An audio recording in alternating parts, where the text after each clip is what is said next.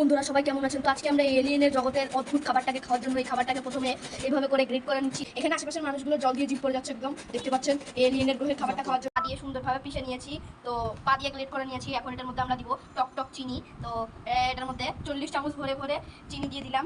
তো তারপর এখানে দিব একদম পাতলা একটা গরুর দুধ। তারপর এখানে এটাকে ভালোভাবে একটু দেখে নিন কিভাবে আমরা মিক্স করতেছি। তারপর আবার কিন্তু এখানে আর কিছু দিব না, এখানে একটু মানে কি বলবো, এটা হচ্ছে গিয়ে নুনটা নুনটা পানি দিয়ে দিচ্ছি। এখন এখানের মধ্যে আমরা দিয়ে দিব একদম দলা দলা মরিচ। তারপর দেখতেই পাচ্ছেন তো, এটা খুবই সুন্দর লাগতেছে।